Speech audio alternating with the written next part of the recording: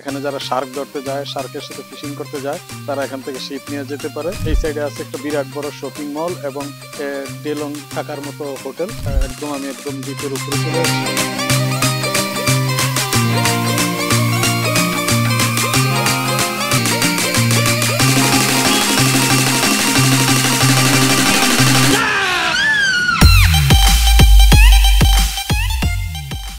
গোসল করতে আসছিলাম, আসার পরে দেখলাম যে এই জায়গাটা অনেক সুন্দর, এই কারণে এখানে কিছুক্ষণ টাইম স্পেন্ড করলাম। এটাতে আসলে এখানে অনেকগুলা ছোট ছোট সাগরে যাওয়ার মতো জাহাজ আছে, এগুলা রেন্ট করে যাওয়া যায়। মোটামুটি বেস্ট এক্সপেন্সিভ, 4-5 ঘন্টা 5-6 ঘন্টার জন্য $1000 মতো লাগে।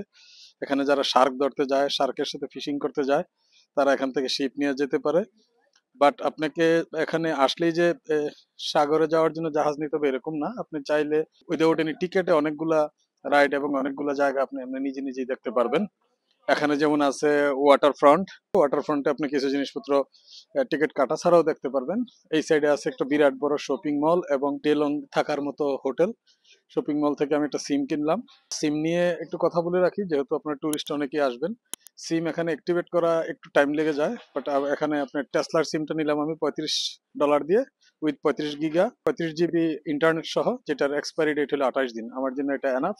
তো এখন আমরা বাংলাদেশি 2 ভাই আসছে, ওনাকে নিয়ে আমরা কিছুক্ষণ ঘুরলাম। এখন আমরা কিছু চিপস কোক টোক এগুলা খেয়ে দিয়ে এখন আমরা একটা চিন্তা করতেছি ছোট্ট একটা শিপ নিব। হয়তো আমরা ঘন্টা 2-এর জন্য নিব। $200-300 মধ্যে আমরা ঘন্টা 2-এর জন্য একটু শার্ক দেখবো, দেখে তারপরে প্লেস হারবারে যাব। এখানে লোকজন আসে, আজকে অবশ্য হলিডে না, হলিডেতে বেশ ইয়ে হয়, ভিড় হয় আজকে। তারপরে মোটামুটি লোকজন আছে। এখানকার লোকজন একটু লেজার টাইম কাটাইতে পছন্দ করে।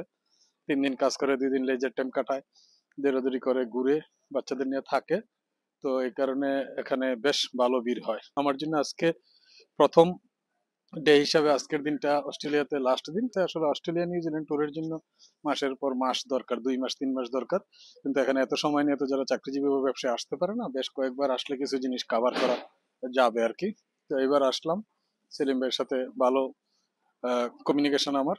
তো উনি একটা বাড়ি কিনে ট্রাই করতেছে, কেনার পরে হয়তো বা আবার মাঝে মধ্যে আসা হবে আর কি। একটা সি সাইডের স্পট, এখানে আসলে আমি একদম দ্বীপের উপরে চলে আসছি। ওই যে আমার আরেক বাঙালি ভাই যিনি গাড়ি নিয়ে আসছেন, গাড়িটাকে আস্তে আস্তে চক্কর দিচ্ছেন, কারণ হলো যে এখানে গাড়ি পার্কিং করা নিষেধ। আমি জাস্ট এই ভিডিওটা করার জন্য একদম স্ট্যাচু অফ লিবার্টি যেমন একটা দ্বীপের মধ্যে, ওরকম একটা দ্বীপের মধ্যে চলে আসছি। এই এখানে সি সাইডের যে বাড়িগুলো আছে এগুলো খুব এক্সপেন্সিভ। একটা টুরিস্ট, যেহেতু আমার লং টার্ম ভিসা আছে, 4 বছরের ভিসা, দ্যাটস ওয়াই আমি প্ল্যান করতেছি যে একটা অ্যাকাউন্ট খুলবো এখানে, মাঝে মধ্যে যেহেতু আসা হবে। অলরেডি আমি ইয়ে করেছি, ওদের ব্যাংকের অফিসার সাথে কথা বলছি। ওরা ইনস্ট্যান্ট কোনো অ্যাকাউন্ট খুলে দেয় না, আমি যদি একটা অ্যাপয়েন্টমেন্ট নিয়ে যাই তাহলে কালকে এসে খুলতে পারবো। এটা একটা সুন্দর এরিয়া। এখানে আপনার ছোটখাটো শপিং সেন্টার আছে, কিছু ব্র্যান্ডের দোকান আছে, কফি বার আছে, আদার্স ফেসিলিটিসও আছে। ওই যে দেখা যাচ্ছে এখানে থাই মেসেজও এখানে করা যাচ্ছে। তো এটা হলো উলঙ্গন সিটি সেন্টার। এখানে মাসাজ থেকে শুরু করে এভরিথিং আছে, বিশেষ করে ট্যুরিস্টদের জন্য অলমোস্ট সব ফেসিলিটিসই এখানে আছে। যেহেতু আসছিলাম ব্যাংকে অ্যাকাউন্ট খোলার জন্য, ব্যাংকে যেহেতু কাজ করি, ব্যাংকের একটু দুর্বলতা থাকে, এখানকার বড় বড় ব্যাংকগুলো ভিজিট করবে। তার মধ্যে এই ব্যাংকটা একটা ইন্টারন্যাশনাল ব্যাংক।